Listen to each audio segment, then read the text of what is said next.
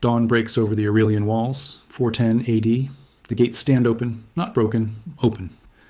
Inside, smoke drifts through streets that have not seen foreign soldiers in 8 centuries. Alaric's Goths move through the forum like creditors liquidating a bankrupt estate. They are not here for glory. They are here because Rome stopped paying its bills 3 generations ago, and debt always collects. The Senate will call this a catastrophe. The Church will call it divine punishment. But neither institution understands what actually died here. Rome did not fall to barbarians. It bled out over 300 years, while its emperors counterfeited coins. Its generals auctioned the throne, and its treasury consumed itself from within. What burned in 410 was not an empire. It was the final asset of an entity that had been technically insolvent since the reign of Marcus Aurelius. This is the story they don't teach, not because it's complicated, because it's uncomfortable. Because it reveals that Rome's collapse was not a tragedy written by fate. It was a financial statement written in human decisions, each one rational in the moment, each one catastrophic in aggregate. Rome did not fall in a day. It made a choice every single day for 3 centuries, and each choice was the same: borrow from tomorrow to pay for today. The denarius enters this story as Rome's reserve currency. In 64 AD, under Nero, it contains 95% pure silver. It is accepted from Hadrian's Wall to the Euphrates. Merchants trust it. Soldiers spend it. Foreign kingdoms hoard it. The denarius is not just money. It is Rome's credibility made tangible, stamped in metal, carried in the pockets of an empire. But Nero has a problem. The problem is arithmetic. He has promised the plebeians free grain. He has promised the legions full wages. He has promised the aristocracy tax relief. And when you add these promises together, they exceed the entire tax revenue of the empire by a comfortable margin. Nero cannot raise taxes. The Senate would revolt. He cannot cut spending. The mob would riot. So he does the third thing, the thing that every debtor does when trapped between obligations and reality. He dilutes the currency. The order goes to the imperial mint. Reduce silver content to 90%, remelt the coins, add base metal, issue them at face value. The difference goes to the treasury. 5% inflation, purchased with 5% fraud. And here's the genius of it, the terrible, seductive genius. Nobody notices. The coins look the same. They spend the same. The soldiers get paid. The grain ships arrive. The machine continues. And Rome learns the most dangerous lesson an empire can learn. You can steal from the future, and the future will not send collectors until decades later. By the time Marcus Aurelius dies in 180 AD, the denarius is 75% silver. His son, Commodus, the emperor who fought as a gladiator while the empire required an administrator, drops it to 60%. The Severan dynasty takes it to 50%. Each generation inherits a currency slightly more debased than the last, and each generation debases it slightly more, because the alternative is admitting that Rome has been spending beyond its means for a century. The alternative is default, and empires do not default. They inflate. The 3rd century is where the rot becomes visible. Between 235 and 284 AD, Rome has 50 emperors. Most rule for less than 3 years. Most die violently. Historians call this the crisis of the 3rd century, as if the crisis were political instability. But the politics were a symptom. The crisis was monetary, and it was existential. By 268 AD, the denarius contains 5% silver. 95% of its value is theatrical. It is a prop in a play where everyone pretends the script still makes sense. When a soldier receives his pay in coins that merchants refuse to accept, he stops being a soldier. He becomes a mercenary with a short-time horizon. The legions that once bled for the Senate now auction the throne to the highest bidder. In 193 AD, the Praetorian Guard murders Emperor Pertinax and literally sells the empire at auction to a senator named Didius Julianus. He offers 7,000 debased denarii per guard. He rules for 66 days before he too is executed. The transaction is clean. The empire has become a derivative, and the underlying asset is already worthless. Rome tries to paper over the collapse. In 301 AD, Emperor Diocletian issues the edict on maximum prices, fixing wages and costs across the empire. Over 1,000 goods and services are frozen by imperial decree. Bread, wine, leather, transportation, all assigned government-mandated prices. The penalty for selling above these prices is death. Diocletian believes he can legislate away inflation. He believes the problem is greedy merchants, not a currency that the merchants themselves no longer trust. The edict fails within months. You cannot force a baker to sell grain at a loss. You cannot order a merchant to accept payment in tokens that buy nothing. The edict does not stop inflation. It stops commerce. Goods vanish from official markets and reappear in black markets where real value can be exchanged. The Roman economy fractures into 2 systems. The legal economy, where prices are fixed and shelves are empty, and the illegal economy, where prices float and goods actually move. Diocletian's reform is remembered as a stabilization. In reality, it is the moment Rome admits its currency is dead and decides to rule by confiscation instead. Diocletian's second reform is more lasting and more revealing. He splits the empire in two, east and west, each with its own Augustus and Caesar, each theoretically equal. The official story is administrative efficiency. A smaller territory is easier to govern. But the division is not administrative. It is financial. The east has Egypt, the wealthiest province. It has Syria and Asia Minor, the centers of trade. It has access to Persian and Indian markets. The west has Italy, Gaul, Hispania, grand in history, marginal in revenue. The tetrarchy is not a power-sharing arrangement. It is a triage. Rome is being vivisected, and the east is taking the organs that still function. Constantine reunites the empire in 324 AD, but he understands that the old currency is beyond repair.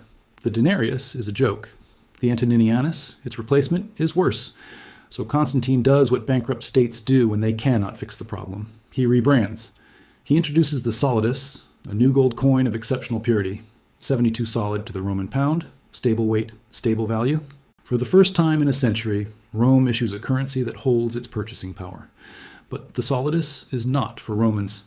It is for the empire's creditors. It is a reserve currency for international trade, for paying barbarian foederati, for bribing Gothic kings. The average Roman never touches one. They continue to use bronze coins that depreciate by the month. The introduction of the solidus does not save the Roman economy, it bifurcates it. The wealthy deal in gold, everyone else drowns in inflation. Rome is no longer one financial system. It is two, and only one of them works.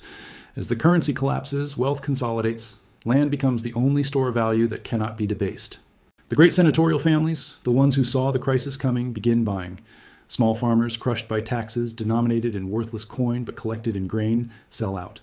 Those who resist are foreclosed upon by the state, and their land auctioned to the same families. It is legal, it is systematic, it is final. By the 4th century, the Roman countryside is dominated by latifundia, vast estates worked by colony, peasants legally bound to the soil, forbidden to leave, taxed into hereditary serfdom. Rome does not abolish slavery, it universalizes it. This is the silent coup. While the chronicles record battles and emperors, the real revolution happens in property registries. The Roman state, unable to tax a mobile population in worthless currency, begins taxing people by geography. You are taxed based on where you live, and you are forbidden to move. The colony are not slaves in name, but they cannot leave their land, cannot change their profession, and owe a portion of their labor to the landlord in perpetuity.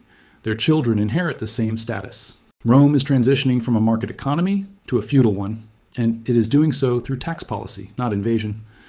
The barbarians arrive into this context. In 376 AD, the Goths appear at the Danube, fleeing the Huns. They are not invaders, they are refugees. They ask for asylum. The Roman officials see an opportunity. Here is cheap labor, here are soldiers. The Goths are granted entry, settled on Roman land, promised grain in payment. In exchange, they will serve in the legions. It is a contract. Both sides agree. The contract is a lie. The grain does not arrive. The payments are made in debased currency. Roman officials extort the Goths, selling them food at inflated prices, demanding their children as hostages.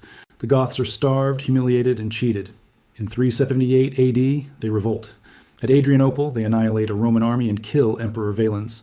Rome does not lose because its soldiers are weak. It loses because it tried to pay a debt in fraud, and fraud always carries interest. Alaric rises from this cohort. He is a Goth, but he is also a Roman general. He commands Gothic foederati who have fought for the empire for decades. He does not want to destroy Rome. He wants what Rome promised: land, titles, legitimacy. For years he negotiates. He marches armies to the gates of the capital, not to sack it, but to force payment. Rome offers treaties, then breaks them. Offers gold, then withholds it. Not because Rome is strong, because Rome is bankrupt.